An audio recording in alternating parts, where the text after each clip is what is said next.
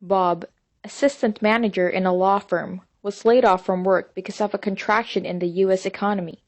He walked home rather than grabbing a taxi. The otherwise 10-minute drive turned into a 30-minute walk. At home, he pulls his wife aside. Sarah, listen, we're going to have to cut down on a bit. Work, let a few people go today, and I'll be home for some time, I guess. Oh my God, Bob. What about our home? We can't pay the mortgage only on my salary. I shouldn't have been a receptionist. It has such lousy pay. Bob sat his kids down. John, Annie, unfortunately things are going to be tight right now. I've lost my job, and we'll have to cut back. I'm sorry, but I guess your college deposit will have to be postponed for now. Try to contact the university and ask for an extension. But Dad, if you don't pay now, they might put me on the waiting list instead. I'm sorry, honey, but it'll have to wait.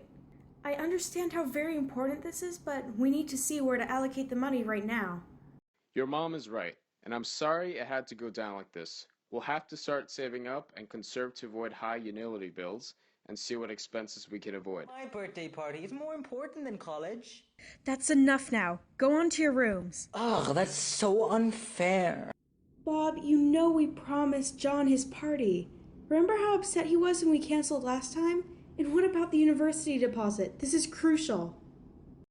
I know, but you know how much college will be? Let's wait to see if Annie gets accepted into the scholarship program. We'll put down the rest then. If she doesn't get in... Sarah takes the kids for grocery shopping right after picking them up after school. It is here where she notices that her husband's job status caused a financial deficit that could potentially rob them if they didn't adjust to the new situation.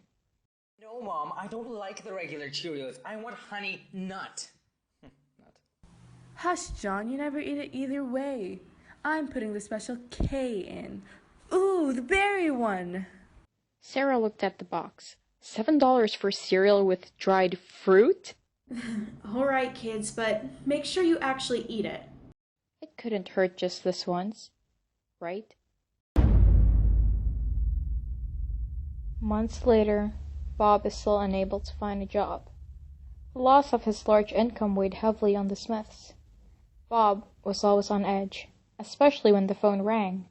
Sarah was constantly doing one task or another, filling in her husband's shoes as the main source of support. This is the harsh truth of unemployment.